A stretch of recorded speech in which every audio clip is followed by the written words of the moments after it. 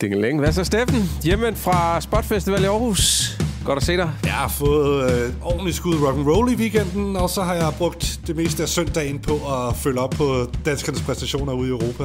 Det har været glimrende og ret opløftende faktisk. Jeg har fede opture især. Jeg har haft lidt svært ved at finde nedturene, Jens. Hvad med dig? Jeg er kommet sådan et sted hen, hvor jeg lige fra mig overvejede, om vi skulle kåre ugens mål, fordi der er altså blevet lavet nogle traumetours af de danske drenge den her uge. Landsholdets backbone har vist sig rigtig godt frem. Altså AC er tilbage i Barca, og så Morten Hjulmand, som har været ude i det vildeste drama nede i Lissabon. Der er nyt derfra, den sindssyge mesterskabskamp. Hvad med dig, Jens? Jamen, jeg har rodet lidt rundt i Bundesligaen faktisk, hvor jeg føler lidt, der render en glemt spiller rundt, som har en sæson og nogle stats, der normalt vil sige, at han starter inden for landsholdet, ham der, men han er simpelthen ikke udtaget. Så lad os se, om jeg kan overtale dig og Rimer.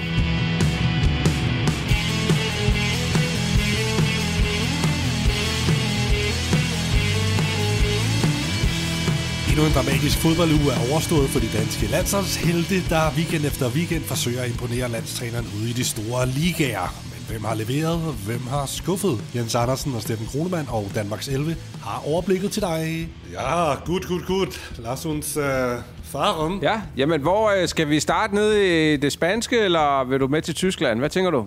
Ja, men kan vi starte i Portugal måske? Lad os da gøre faktisk. Det. Lad os da gøre det. Fordi jeg har lige nogle ting, jeg skal have rettet op på i forhold til sidste uge, hvor jeg malede det her kæmpe drama op nede i Lissabon, og hvor Morten Hjulmand selvfølgelig har en kæmpe hovedrolle som anfører for Sporting, som jo ligger side om side med Benfica i den her mesterskabskamp. Og det er så også den seneste kamp i forhold til weekenden, der blev spillet sent i aftes, hvor Sporting var i aktion. Men jeg fik jo malet det her drama op omkring det her med de gule kort og Morten Hjulmand, og om han med vilje ragede et gult kort til sig for at tage en karantænedag. Ja, jeg kan godt huske det der. Jeg vil bare sige, din gennemgang der følte mig lidt som The Dude fra Big Lebowski, der hvor han står og rører rundt i sin White Russian, ikke? A lot of ins, a lot of outs, a lot of strands in my head. Altså, jeg var ikke helt med på, hvad der var i spil, men det var noget med at tage en karantænedag, så han kunne undgå den senere og alt sådan noget. Men det viser så, at du havde tingene lidt op, hvor de skulle være nede, og nede, hvor de skulle være op, eller hvad? Ja, men der har altså også været stor forvirring nede i Portugal, fordi live-appen sagde så, at nu havde han karantæne. Og til den kamp, de spillede sent i aften mod et mindre hold, som de skulle vinde over for at følge med Benfica. Og det viser så, at han godt kunne spille den kamp, men så har temaet så været, fordi næste runde, der venter Benfica jo næste weekend med det næst sidste kamp. Men temaet op til den her kamp mod det lille hold San Vicente, tror jeg, det hedder. Gil Vicente, tror jeg, det hedder. Det er rigtigt. Vi har fandme svært ved de der små portugisiske mandskaber. Der er i hvert fald 10 hold i den portugisiske liga, som vi to ikke kan sige navnene på, ikke? Nå, men temaet var så, at nej, han havde så ikke karantæne, selvom han fik gult i sidste weekend. Men han er stadig et gult kort fra karantæne. Det vil sige, får han gult kort mod Vicente der i aftes, så vil han ikke være med mod Benfica. Derfor var temaet også op til kampen. Skal Hjulmand spille den her kamp? Og der sker det, at han faktisk starter på bænken. Anfører Morten Hjulmand, den vigtigste spiller for Lissabon. Han starter på bænken, og det var der ret meget røre om blandt fansene. De synes, det var der var i hvert fald debat, ikke, om det var den rigtige disposition. For det viste sig at give kæmpe bagslag for... Eller bagslag, siger man bagslag? Bagslag, det lyder lidt mere bunderøvsk, ikke? Det er et kæmpe bagslag for Sporting, som kommer bagud i første halvleg mod det her bundhold, og er nede ved 0-1 ved pausen, og det her hold, de spiller så svinsk, de trækker tiden, alle de beskidte tricks, ikke? Og parkerer bussen helt sindssygt, og der er ved at være gummiben og panik nede i Sporting. De er så nødt til at gøre det. 64. minut, så kigger træneren altså hen på hans kæmpe store blonde anfører der, ikke? Og man kan bare sige, hvis det var alle andre end Morten Hjulmand, ikke? Men for ham, der er et gult kort jo nærmest et hædersmærke, ikke? Så han er altså ekstra farlig at smide ind, føler jeg. Han holder jo ikke igen, ham der. Han skal jo ikke misse Benfica-kampen, det skal han jo ikke, men de skal jo vinde den her kamp, for ellers er Benfica-kampen jo meningsløs, for så er de 3 point bagefter. Han kommer ind i 64. minut, i øvrigt sammen med Konrad Konrad Harder Weibel Schandorf. Yes, præcis. Ja, nej, de skriver ikke det hele på trøjen, men det hedder han altså. Og de kommer ind, og selvfølgelig, Jens, selvfølgelig får de det vendt med anfører Morten Hjulmand på banen, og han bliver jo hyldet her efterfølgende. De kommer på 1-1 med 10 minutter igen. I øvrigt med Konrad Harder, der får afsluttet en bold, der bliver afrettet, og den ryger sådan op i en bue ind i feltet, og så kommer der en Sporting-spiller og flugter den ind. Så Harder har faktisk en rolle her i forhold til 1-1-målet, og så dybt ind i overtiden, 4. overtidsminut, er der, jeg tror det er Karisma, der stanger den ind på et hjørnespark. Fuldstændig sindssyg eufori på Sportings kogende hjemmebane der, ikke? Nu de er point igen med Benfica, og de løber jo rundt og jubler helt sygt og sådan noget, ikke? Men nu kan jeg se, at her til morgen, der florerer der billeder af, hvordan Morten Hjulmand han reagerede, da der blev fløjtet af her, og de 3 point var hjemme. Okay. Det er altså lige hen til coach, lige sige tak for kampen, og så er det bare ned i omklædningsrummet. Fokuser frem mod den store kamp mod Benfica. Det elsker de altså, Sportings fans. Ej, var det godt. Han skal ikke risikere at komme til at gå ind i en official fra Gil Vicente eller sådan noget, og få et gult kort efter slutfløjt eller sådan noget. Det er bare ned i kabinen, hurtigst muligt, af med strømmerne og skinnerne, og så i bad og så hjem, ikke? Og så, det betyder jo også, altså så drabbede jo en takt dernede, Steff. Det betyder jo, at vi i løbet af den her uge skal på jagt efter et ulovligt stream, så vi kan se den her kæmpe kamp. Altså det er jo den største kamp tilbage i den her sæson i hele fodbold-Europa i ligaerne. Er det ikke det? Jo, det er det. Og det er rigtigt nok. Han undgik at få det gule kort, Hjulmand. Og jeg kan se, at han bliver hyldet altså, af fansene. De siger bare, okay, han kom ind. Der er også nogle billeder, hvor man kan se, at de har mundaflæst ham, hvor han siger, kommer på banen der, 64. minut, de er nede med 0-1. Han siger bare, kalmer, spil bolden rundt. Det er så legendarisk fedt. Altså. Ja, okay. Det må virke på det. Jeg kan bare sige, Steff, den der med at sige kalmer, den bruger jeg nogle gange på min bedre halvdel herhjemme, hvis spillerne går højt.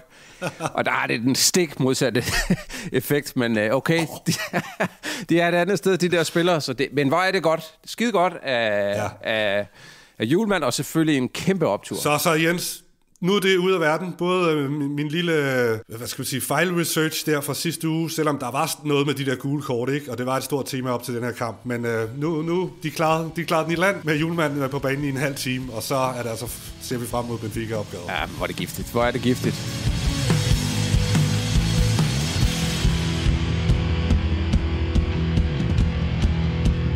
Nå, jamen Steff, tak for den tur til Portugal og den iberiske halvø. Så ved ikke, nu trækker jeg dig sgu nordpå til min optur i den her uge. Fordi vi har altså lidt en glemt makker rendende rundt i den tyske Bundesliga. Han spiller hver evig eneste weekend, og han spiller nærmest fuldtid altid. Og taler selvfølgelig om den tidligere AGF'er og FC København-spiller Jens Dage.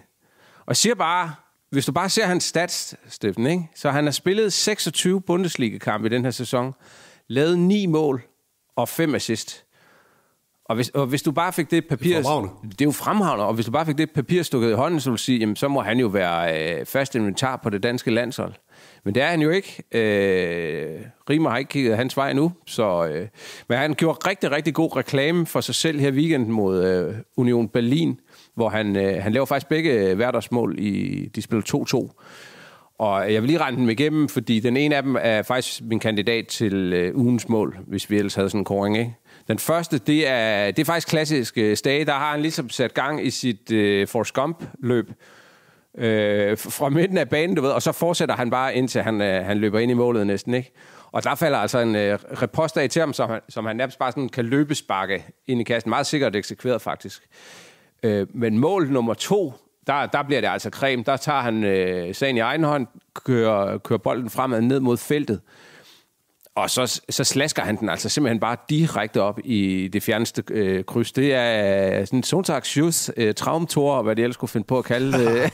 Det er virkelig en dejlig kasse. Og jeg har den altså som sagt som et bud på ugens mål, fordi jeg synes faktisk, at generelt er der blevet lavet nogle meget lækre kasser.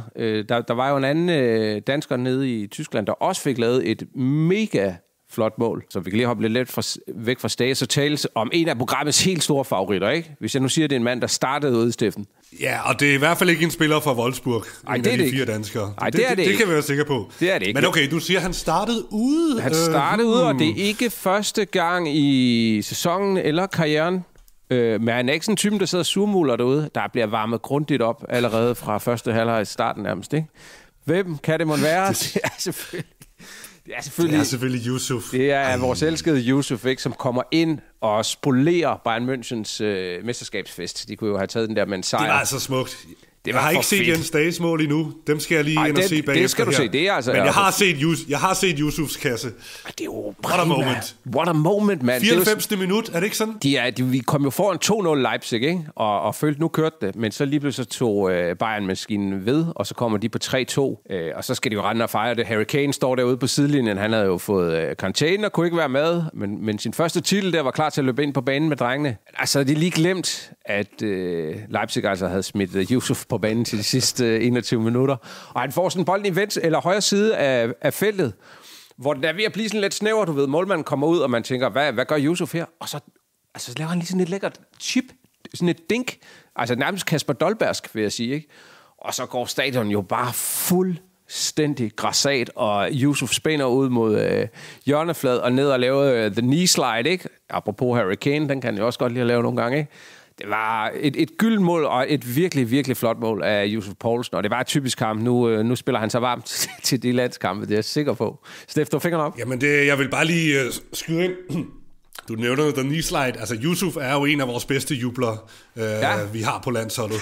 Det er så aggressivt og fedt, når han jubler. Det er også fordi, han er også lidt en big game player på mange måder. Han har scoret ikke sindssygt mange landskampsmål, men han har scoret nogle af de fedeste og vildeste og vigtigste. I stort set samtlige slutrunder er han jo kommet på tavlen. Vi husker i Rusland, hvor han scorer mod Peru. Ja. Vi husker kassen mod Belgien under det euforiske EM, og flere andre, og så selvfølgelig Saxesbaks mål. Ja, det var så vanvittigt. Og selvfølgelig scorer han også mod Bayern her, ikke? Fordi han er på mange måder en big game player, og så er det jo, når det er en big game goal, så er det også en federe jubel, man kan lave, ikke? Fordi så er det jo så meget mere forløsende, så det er faktisk noget, han kan. Ja, det var et vidunderligt øjeblik, og den skal man altså lige hoppe ind og se, om man kan finde på YouTube eller et eller andet sted, den scoring der. Nu strayer jeg lige endnu længere væk fra Jens Dage, som jo egentlig var min ugens optur, fordi jeg tror faktisk ikke, at han kommer i spil. Jeg tror simpelthen ikke lige, det er Rimers type, den der sådan løbe midtbanespiller på den måde. Og hvis det var, så synes jeg, der findes en årgang yngre, der har lidt af det samme. Og det er jo Froholt, en af mine andre kandidater til ugens mål. Du så sikkert Darby'et, og hvor han klaskede den op i krydset ude på Brøndby Stadion. Ikke? Det var virkelig et flot mål. Han spillede generelt en rigtig god kamp. Og jeg tror bare, altså der er langt for Stage, selvom han har haft en sindssygt flot sæson, så tror jeg simpelthen bare, at det må blive ved de 2 landskampe, han har. Det der er med Jens Dage, det er jo, han har jo sindssyge spidskompetencer, og også på internationalt niveau, kan man sige, fordi hvis du scorer som 6'er eller 8'er i Bundesligaen, scorer 9 ligamål, så kan du et eller andet, og det er jo det her med at komme ind i feltet og være giftig. Han afslutter sådan set fint, og han er god til at komme frem på hovedstød, og god til at opsnappe løse bolde i feltet og sådan noget. Der har han en helt vanvittig fed målnæse. Det er selvfølgelig andre facetter af spillet, hvor han måske halter efter nogle af de andre kandidater, vi har til de centrale midtbanepositioner, ikke? Altså det er noget med tempo, fart og overblik og teknik og sådan nogle ting, ikke? Men det, der er lidt sjovt med de her 9 kasser, bare lige hvis vi skal sætte en krølle på det, vi har jo faktisk ventet på at tage Jens Dage med. Jamen det er rigtigt. Lige siden vi startede i januar. Det er sandt. Men han har jo haft den vildeste måltørke, fordi de 7 mål var jo scoret før jul, og det var jo helt sensationelt. Ja. Og så har vi bare ventet på en anledning til lige at bringe ham på banen, og det er så perfekt, at der lige kommer en dobbeltpakke her. Ja. Lige kan få men det er også det, der kendetegner Stage. Det er jo sådan nogle stabile præstationer, ikke? Altså mere end det er sådan ekstremt flamboyant og peger i alle mulige spændende retninger. Og det er jo også det, der måske er ulempen for ham, det er, at han er 28 år, ikke? Og som jeg nævnte, så har vi Froholt, der lige er 10 år yngre, eller noget i den du, ikke? Så er det nok bare der, Rimmer, han kigger hen, men altså, jeg siger bare, at vi har en solid backup der til midtbanen i Bundesligaen, hvis der skulle blive brug for det, ikke? Han er vel vores danske topscorer dernede, for Yusuf, det var altså kun hans andet Bundesliga-mål i sæsonen. Han har scoret lidt i Champions League og DFB-pokal, og så tror jeg, at han har overhalet Jonas Vind, har han ikke det? Jeg tjekker lige, jeg tror, jeg kan i hvert fald snakker med. Ja, altså Jonas Vind scorede i hvert fald ikke i den her weekend, hvor han fik 20 minutter mod Dortmund, hvor Skov Olsen, hans holdkammerat, fik jo et 90, og det kan jo være, at vi måske lige i den anledning skal nævne, at så var det for Wolfsburg. Altså, hold kæft, en lortesæson, og de har så også omsider, måske for sent, skilt sig af med træneren Ralf Rathenhyttel også, og ja, så var der en lille episode i løbet af ugen også med Joachim Mæhle, der var lidt op og toppes med en holdkammerat til træning, hvor de måtte skille dem lidt ad, og altså det vidner jo bare om, hvordan det er at spille i Wolfsburg i øjeblikket. Det hele har bare sejlet, og folks næver er flosset, og ja, rigtig skidt sæson af dem. Det er elendigt, ja. Jonas Vind, bare lige for, han har skåret 8 mål, Jens Dage har skåret 9 mål, så han er vores danske topscorer i Bundesligaen. Men jo, Hasselhüttel, der er ikke mere hudlig dernede for ham. BC har trykket på knappen. Hvis man kigger på de sidste 10 kampe, så er de sammen med Bochum det absolut dårligste hold i Bundesligaen. Altså det er Wolfsburg, en klub, der havde Champions League inden for rækkevidde tilbage i januar og februar. Ja, det er en vild nedtur. Det er jo helt sindssygt.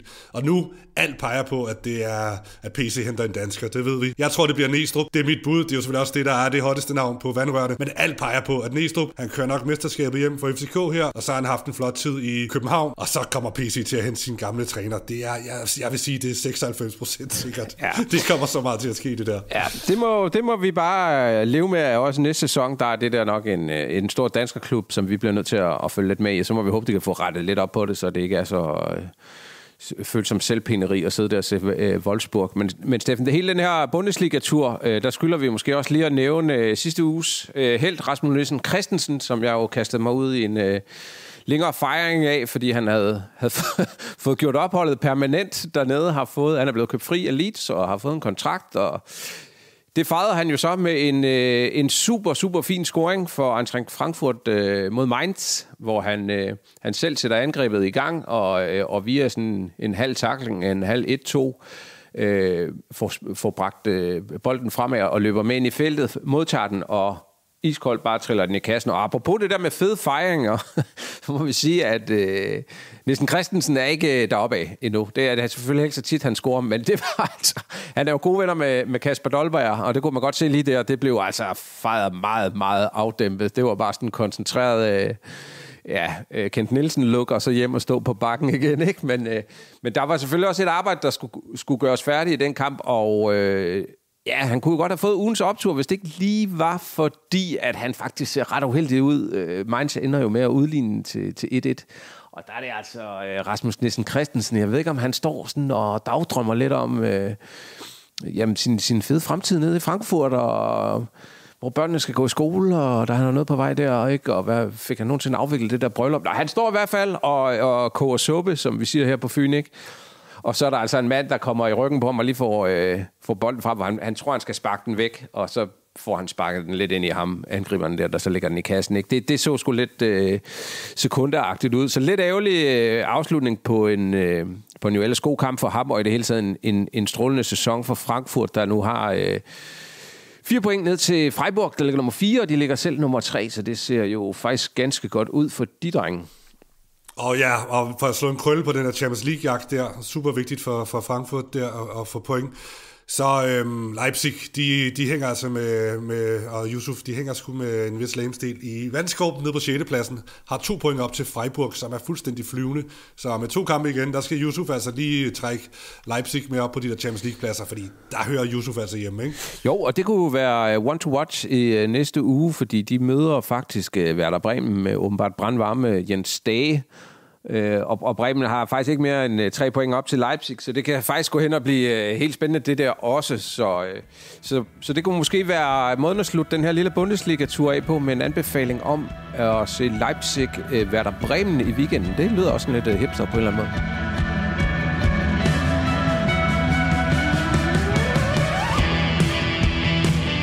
Nu trænger vi altså til at få vores neder på, gør vi ikke det? Jo, jeg har i hvert fald en lille... Jeg bare kalde det en lille note i forhold til en spiller, der har haft en dårlig uge, men også lidt på en god måde, fordi i Bundesligaen er der stor kamp om Champions League-pladserne. Det er der i den grad også i Ligue 1, hvor blandt andet Mika Birith og Monaco, de kæmper om at klemme sig ind på en af Champions League-pladserne. Og det gik jo sådan set rigtig fint for det her fyrstendømme-mandskab, som vi holder så meget af. De hiver en 3-1-sejr på en svær udebanekamp mod Saint-Etienne. Det, der desværre sker, det er, at efter et kvarters spil, der må vores store helt, vores dansk, tysk, bosnisk, engelske superkomet af en bomber, Mika Birith, han udgår altså. Nej. Det er noget med, efter et kvarter udgår han med en skade, og det er noget med, sådan som jeg kan læse mig frem til, at han falder ned på hælen af en modstander. Det er simpelthen på hoften, han lander ned der, og får en skade i sådan hofteskålen-agtigt. Det er sådan, jeg lige kan lure min Google Translate. Vi ved ikke helt, hvor alvorligt det er. Måske er det formentlig bare slaget, så han kan være tilbage til det store brag mod Lyon i weekenden. Det er det, man håber, men vi har ikke fået en afklaring. Det kritiske er jo, at som du siger, at det er altid træls at blive skadet, men det er altså nu, det spidser til. Det er jo ikke sådan, at de kører paradekørsel her til sidst i sæsonen. De har en sindssygt vigtig kamp, Monaco mod Lyon, og så Lens i sidste runde, og som du siger, det er jo helt tæt, fordi vores anden danske Ligue 1-helt, Pierre-Emil Højbjerg, de ligger jo altså 1 point foran på den der vigtige andenplads i ligaen, ikke? Efter de spillede 1-1 mod Lille. Ja, som jo det var jo en sindssyg kamp, ikke? Fordi Lille er fandme et godt hold, og komme på udebane deroppe, det er en svær opgave, så jeg tror, de er meget tilfredse, De Zerbi og Højbjerg, med at de hiver 1 point hjem og kan tage ned til Rom og fortsætte deres retiro dernede og forberede sig til næste kamp. De har et okay program de sidste 2 kampe, så jeg tror sgu Marseille klarer den. Og lige nu så ser det ud til, at Monaco, altså de ligger i hvert fald i pole position til at tage 3. pladsen, eller i det mindste 4. pladsen, som giver kval til CL. Så lad os håbe, de kommer i mål med det, både Marseille og Monaco og vores danske drenge der, ikke? Jo, altså vi kan jo lige riste op igen. Altså det er jo Marseille på andenpladsen med 59, så det er Monaco 58, Nice 57, Lille 57, Strasbourg 57. Altså mega giftig afslutning i den franske Ligue 1. Så om det er hoften eller hovedet, den er galt med, at de arbejder på højtryk for at få gjort Michael Biel klar. Det er stensikkert. De kunne godt bruge et af hans hat-trick her i slutningen af sæsonen. Ikke? Nå, Jens, har du også lidt malurt til os? Jamen det har jeg faktisk, og det er lidt i familie med det, du snakker om der med Biel, fordi det her, det handler faktisk også om en skade, og det er måske en spiller, og et emne, kan vi godt sige, at vi er blevet lidt trætte af at snakke om det på en eller anden måde, men det er jo vigtigt, og det er jo fordi, der ikke kommer noget nyt og spændende ind fra siden, der ligesom kan give os noget håb og forhåbninger, men det er Mads Hermansen, som har fået fri fra at hente bold ud af målet i Leicester. Han er simpelthen blevet opereret i sin lyske, en skade, der har drillet ham hele sæsonen faktisk, så der er det ligesom besluttet, okay, nu er vi rykket ned. Så har han fået go til at blive opereret. Så han har lavet sådan det klassiske billede der, hvor han ligger i sådan en hospitalsdragt og lige en thumbs up, du ved, og skriver tak for støtten til fansene, det er gået godt, og jeg er blevet nødt til at tage den her operation, så jeg kan præstere på højt niveau i næste sæson. Ja, wink wink i Premier League, eller i hvert fald ikke i Championship. Og det betyder så, at han ikke står nogen kampe for Leicester resten af sæsonen. Det er deres polske reservekeeper, der har den. Men det betyder jo også, Steff, og det var det, jeg var inde på sidste uge, hvor jeg også gav den dårlige uge til Mads Hermansen, at timingen i det her er jo bare dårlig. Altså fordi den gamle mand op i Skotland, han har jo annonceret, jeg er omtrent 90% klar til at spille fodbold igen. Jeg har en pokalfinale med Celtic, som jeg kommer til at formentlig deltage i. Og er det så ikke noget med, at der er nogle landskampe i juni? Så siger jeg bare, så kunne han godt stå der igen, Kasper Schmeichel. Både stå der i lejren, men egentlig også stå inde i målet, når vi skal spille mod Nordjylland og Litauen. Så det er rigtig, rigtig dårlig timing for Mads Hermansen, det her. Og selvfølgelig fint, at han får taget operationen.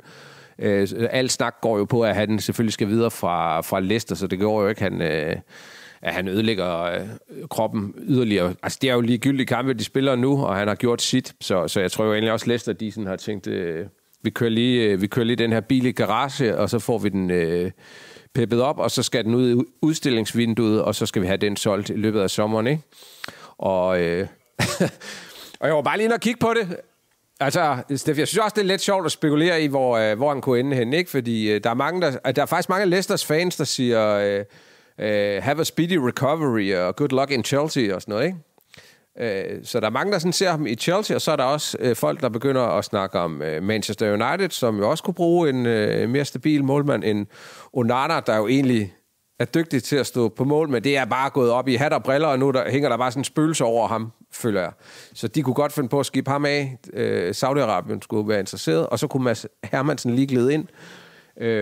Men senest har jeg også set folk spekulere i, at det kunne blive Brentford, som måske er lidt kedeligere, ikke? Men selvfølgelig meget hyggeligt med endnu en dansk klub. Eller han kunne... Altså, så skulle det være, fordi at ham der Flækken skal jo sælges videre, for jeg tror, han havde en lidt svær start i Brentford, men han har vist haft en rimelig forrygende sæson, er sådan min fornemmelse. Men okay, jeg ser ham sgu gerne i United. Det kunne være skide sjovt. Nok lige at give lidt tilbage til Schmeichel-familien, når nu Kasper ikke fucking gider at træde ned fra tronen der, så kan Mads lige gå ind og tage Manchester United-pladsen der, og så lige sige til The Schmeichels der, nå, men hvad så? Hvad er Kasper? Du kom sgu aldrig lige over på Old Trafford og kunne blive en legende der, så det synes jeg tænker lidt med den her operation også, at Mads Hermansen, han har bare set skriften på væggen. Han lyttede til Danmark Selve i sidste uge og hørte bulletinerne om, at Schmeichel, han vender tilbage, så han bare tænkte, okay, så lad os bare tage den fucking operation. Ja. Så skal Brian Riemer heller ikke stå og forklare alt muligt, og jeg skal blive,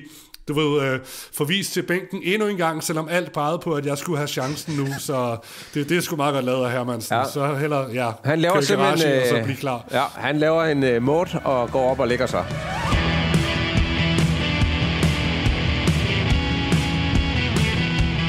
Jeg synes lige, vi skal vende, Steff. Sidste uge, der havde vi jo nogle forudsigelser, som kom på ryggen af den forrige uges forudsigelser, hvor vi jo rammer fuldstændig forkert. Men i den her uge, altså der synes jeg faktisk, vi er da tæt på at ramme noget. Jeg kan starte med min egen, det er den, jeg husker bedst. Jeg har fået sagt, Rasmus Højlund fortsætter opturen. Han får skravet et eller andet i kassen mod Athletic Club Bilbao der, ikke? Og det gjorde han jo sådan set næsten, vil jeg sige. Den vil jeg give mig selv 90% rigtigt, fordi han er jo kraftigt involveret i, at de ender med at højst overraskende, synes jeg, slå dem klart 3-0 Manchester United der i Europa League-semifinalen, hvor det var ham, der fremskaffer straffesparket, der også kaster et rødt kort af sig. Det er jo sådan en rigtig klassisk angriberarbejde, hvor på et fladt indlæg, hvor Højlund kommer foran, og så forsvarsspilleren er dum nok til lige at tage ham lidt i kraven og vælte ham ned. Ikke? Og så er der ikke så meget at gøre. Altså, han bliver kaldt ud til noget var på den, og når man ser den, så er det jo bare på pletten, og så et rødt kort, ikke? Så bum, hvis man skulle være helt polemisk, så kunne man sige, at Højlund egentlig vinder den kamp for ham, eller for dem.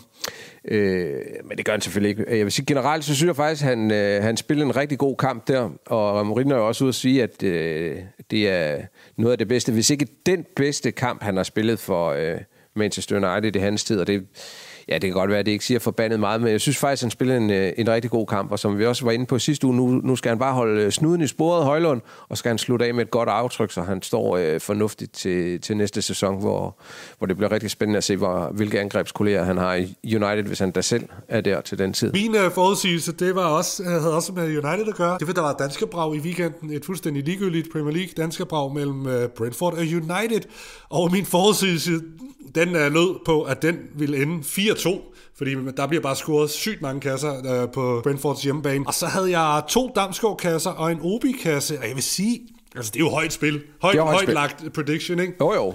Jeg synes sgu, jeg kommer tæt på, ikke? Og det gør du. Jens, den ender 4-3 til Brentford. Ja, der får du lille ret inden, så ja. Yes, Obi starter inden, eller Cheeto, eller hvad vi kalder ham. Ja. Så det var jo også hans første start, så jeg har jo på den måde set rigtigt, at han skulle spille en rolle. Kommer dog ikke på kassen, eller på tavlen, men spiller en god kamp. Damsgaard 2 kasser, det var jo ekstremt højt spil, fordi manden spiller fuldstændig forrygende, blændende, bliver måneden spiller konstant, men han scorer altså stort set ikke nogen mål derovre. Men det bliver dog til, altså det bliver noteret som et selvmål, men det er altså Damsgaards. Ja, jeg synes altså også, det er Damsgaards kasse, den der. Altså den har der sådan en retning ind mod mål. Præcis, men alle andre havde måske men typisk Damsgaard, så var det jo et indlæg, kan man sige. Altså, hvis man mange andre havde, jeg siger bare, mange andre havde afsluttet det, ikke? Jo, jeg siger bare, hvis det var... Men han går efter assisten. Filippo Inzaghi, der havde lavet den der, ikke? Han havde været henne og brugt sig til dommeren, ikke? Og så siger altså... Ja, det gør man selvfølgelig ikke, hvem der bliver noteret for scoringen, men altså, Pippo havde fejret den der 100%, som var det hans egen, ikke? Det kan du godt regne med. Jeg tror, Damsgaard var henne til dommeren og sige, hey, bare hvis du noterer målscoren her, så var det altså et selvmål, fordi jeg prøvede at lægge den ind over, så du skal ikke skrive, at det var mig, der scorede her. Damsgaard er stensikkert den type, der er henne til dommeren og spørger, hvor lang tid er der igen, dommer og sådan noget, ikke? Sådan en helt høflig kamp igen. Men spiller jo forrygende der, ikke? Så jeg synes sgu, du rammer den sgu bare godt, Steffen. Alright, Jens, inden vi hopper til den her uges prediction, så har jeg altså lige en kæmpe dansk optur, som jo på mange måder burde have ligget i toppen af programmet. Nu gemmer vi den her til sidst, men jeg havde lige det der julemand udstående, jeg skulle af med. Men ellers ville jeg have gået med, at AC jo for alvor er tilbage i Barca-trøjen. Og det gør mig faktisk mere lykkelig og glad, end jeg havde regnet med, at det ville gøre. Ja. Fordi altså, det skyldes jo selvfølgelig også, at Barca er inde i den her, eller har gang i den her magiske sæson, som det kan jo ende med. De er jo i pole position til The Treble. Og vi snakker om for nogle uger siden, da det så ud til, at AC skulle begynde at få noget spilletid, at det kunne være så fedt for ham, og dejligt for ham efter de her 2-3 år i Barca, hvor han kommer jo til klubben i en lidt svær tid for klubben. Messi er væk, det hele skal genopbygges, og Xavi er træner, det kører ikke rigtigt og sådan noget. Får dog mesterskabet der skrabet hjem, men i år, der bliver det hele jo bare forløst. Og det ville være så synd for ham, hvis han ikke kunne være med til det. Men nu får han lov at spille en rolle. Han startede inden mod Valladolid, efter at have fået indhop-comeback mod Inter, hvor han fik et kvarters tid, så rigtig fint ud i Champions League-semifinalen der, ikke? Jo, der var han jo selv meget overrasket også over at komme ind, ikke? Altså, da Flick der siger, så er der altså ind med dig, AC, der var han sådan, er det nu? Og sådan, du ved, jeg tror faktisk lige, at han havde sådan indstillet sig på, jeg kommer altså ikke ind i de her kampe, hvor der er så meget på spil, fordi jeg skal bare løbe slet i gang. Så han havde nok kigget mere mod den der Valladolid, hvis han var heldig, han kunne komme ind der, ikke? Så jeg tror faktisk, at Flick lige fanger ham lidt på det forkerte ben, men kom jo ind og spillede. Jeg ved ikke, om det lyder åndssvagt, men det synes jeg faktisk ikke, at det var sådan, det så ud. Jeg synes faktisk, at han gjorde en forskel i de der 7 minutter, han var inde mod Inter, hvor det var altså let. Han spillede godt. Han spillede godt, og han gav den der ro. Han tog bare nogle andre sådan kloge, forudseende løb, end de ellers har gjort, hvor de jo havde det lidt mere at pive lidt igennem det der Barcelona-forsvar, der nogle gange. Ja, de står jo højt, ikke? Altså, der er AC altså bedre til lige at tage en halv bue, og så bare lige samle en dyb stikning op, hvor da han ikke var inde, der løb det altså bare fra dem, Inter-spillerne nogle gange. Så jeg tror faktisk, han fik gjort rigtig god reklame for sig selv, og så netop fik de der 90 minutter mod Valladolid. Og nu bliver det spændende at se det, fordi nogle kæmpe kampe, der kommer nu jo. Altså, så har de jo en... Ja, det er sindssygt. Nu har de jo selvfølgelig returopgøret, og så El Clasico, ikke? Altså, og der er jeg spændt på at se, om han kan komme til at spille en rolle, fordi at der er stadig på den der sådan, at nu har de kørt noget andet ind, mens han har siddet ude hele sæsonen, jo ikke? Så om han ligefrem får hovedroller, det kan jeg godt være i tvivl om, men hvor er det bare fedt, at han kommer tilbage nu her, som du siger, og bliver ægte en del af den her måske treble-triumf. En ekstra point i forhold til det her med, jeg synes bare lige, vi skal sætte pris på, at AC han løber rundt på det her fodboldhold. Det skal vi altså lige huske, hvor vildt det egentlig er, for det her det kan være et af de helt historisk vildeste Barca-hold, vi har set de sidste, gennem historien. Og at han kan være med i den her sæson, og at han spiller på det hold, og at vi har så god og fremragende og dejlig en midterforsvar. Ham skal vi virkelig sætte pris på. Bare alle de minutter, han kan spille resten af karrieren, fordi han er en skrøbelig figur, det har vi fundet ud af. Så enjoy AC. Men Steffen, må jeg ikke lige skyde en anden optur ind her på falderebet? Jeg har jo sendt et klip til dig fra en spillerbus, som jeg synes er meget fedt. Det er Filippo Inzaghi, en mand, der tager alle de kasser, han kan komme i nærheden af. Han har jo simpelthen ført Pisa, en anden tidligere og nuværende danskerklub, op i Serie A, Steffen. Ikke nogen, vi taler om så meget, men der har vi jo altså 4 danskere rendende nede. Grunden til, at de ikke har fyldt så meget i programmet her, det er også, vi må sige, altså, det er jo Serie B. Og så er man altså bare lidt længere væk fra at kunne komme i spil til landsholdet. Men vi har altså som sagt 4 mand rendende dernede, og det er Henrik Meister. Du ved, den her lidt mærkelige historie med en fyr fra, spiller han ikke på Frederiksberg nærmest, og så røg han til norsk fodbold og bombede løs, og så videre til fransk fodbold, og nu er han så endt nede i Pisa, hvor han er ved at finde sig til rette og scoret et ret afgørende mål i sidste weekend. Og så er det Alexander Lind. Søhøjlandet til Hernan Crespo. Genial spiller. Det er så fedt at se ham i Serie i næste sæson. Yes. Og hvem var det mere? Ja, men så har vi Malte Højhold, der har spillet i OB. Kæmpe talent der. Og så en anden tidligere OB, og Oliver Abelgaard. Kæmpe skuer af en midtbanespiller, ikke? Der har været alle mulige mærkelige steder rundt i Rusland og sådan noget. Ikke? Så super spændende, at de er kommet op i det fine selskab for Claus Berggrens tidligere klub. Det bliver rigtig sjovt at følge, og så må vi se, om de har niveauet til at gøre sig bemærket deroppe. Det er i hvert fald skidskægt med 4 danskere, der kommer op i det bedste italienske fodboldliga, og måske et sted, man kunne overveje at tage på fodboldtur på et tidspunkt, Steffen. Det trækker op til, at der bliver lavet i hvert fald 1, måske 2, og måske også 3 Danmarks 11-udsendelser fra Pisa i løbet af næste sæson. Helt klart. Det er jo, der er gang i noget rigtig lækkert dansk nede i CA, hvis vi bare lige skal lave lidt korte noter her og lige få rundet de danskere der, ikke? For jeg ved, du har også en danskerkasse dernede. Det har jeg. Vi lige vente med. Ja. Lazio, de var i aktion, og de kæmper om de her Champions League-pladser sammen med Bologna blandt andet og Jens Odgaard. Men Lazio, de fik en sejr Gustav Isaksen kommer ind og har en kæmpe afbrænder, men gør det egentlig fint. Vores anden utrolig lyshåret jyske fyr i Romklubben kommer også på banen til sin anden CA-kamp. Sådan, Provsgaard, som jo efter 1 minut ryger han, altså der er 20 minutter tilbage af kampen eller sådan noget. Lazio skal lige køre den her smalle føring hjem mod Empoli. Der ryger han op i hovedstødsduel. Smask, flænge i panden, ud på sidelinjen, blive forbundet, og det lyse krøllede hår, du ved, op igennem turbanden der. Ej, sådan vi hårstjælmer og det hele. Yes, fuldstændig. Og så ellers så bare ind på banen igen og fight den her vigtige sejr hjem for Lazio. Så det var sgu meget fint. Ja, det er jo en mand, vi virkelig hæpper på, hvis man kan sige det sådan, Oliver Provsgaard. Det kunne altså være spændende, hvis han kan arbejde sig ind på det hold der. Men der var også en anden, det var så Thomas Christensen fra Udinese, der har jo spillet fast for Udinese mellem hele sæsonen, men så havde han faktisk lige en periode, hvor han var lidt ude, og så kommet tilbage igen, og har faktisk spillet 180 minutter i de sidste par kampe her mod Bologna, og så mod Cagliari, der fik han også scoret sit første Serie A-mål, og lige den kasse tror jeg ikke, vi har med på ugens mål-kandidaturlisten, fordi det er sådan ved bagerste stang, hvor han...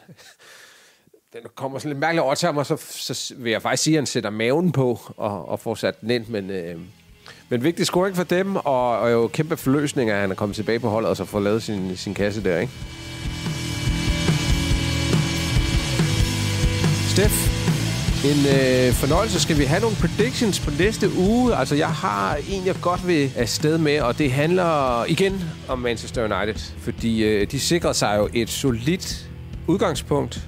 3-0 over Bilbao, så skulle man tænke, den finaleplads er hjemme. Vi ser begge to meget Manchester United. Så jeg tror ikke, min forudsigelse vil komme bag på dig. Jeg tror sgu, de taber 3-0 United. Jeg tror, vi kommer ud i forlænget spilletid. Jeg tror, der venter et nyt, komplet uforklarligt drama i den semifinale. Det har jeg bare på fornemmelsen. Det er så godt set. Jeg tror den kommer du til at hive hjem, den der. Ja, okay, godt nok. Hvad har du til os? Jeg tror sgu, vi får et helt sindssygt AC-øjeblik til El Clasico i weekenden. Han kommer simpelthen til at afgøre det mesterskab. En eller anden i overtiden, hvor han går med op på et hjørne og får stanget den ind til 1-1 eller et eller andet, eller til 2-1 til Barca, så de hiver guldet hjem. Det er en flot krølle, fordi Steff, nu har du snakket om jubelscener, ikke? Og AC står jo for en af de fedeste, da han lavede det der sindssygt langskudsmål mod Rusland til EM i Parken, hvor han bare banker løs på hjertet, der banker for Danmark og Dannebrog. Ej, kæft, hvor var det fedt. Hvis han kunne lave sådan en der med kys på Barca-logo, og hvad han ellers skal finde på, ikke? Det kunne altså være godt. Vamos! Fedt, Jens. Jeg synes, vi kom godt rundt om det. Skal vi ikke bare sige, det var det? Jo, det synes jeg. Og så snakker vi bare ved næste uge. Jeg skal bare lige høre, Jens, bare lige inden du lægger på. Du nævner ikke lige, at Kasper Dolberg, han taber pokalfinalen i Belgien? Yes. Er det sådan en bevidst udladelse? Jamen, det er jo ikke en turnering, som Dolberg han prioriterer, så det gør vi heller ikke her i programmet, Steff. Jeg synes, vi skal lade det blive ved de der 4 kasser, han lavede sidste uge, og så glemmer vi lige den der. Okay, skide godt, Jens. Vi tager ved næste uge, det gør vi det godt. Hey. Ciao.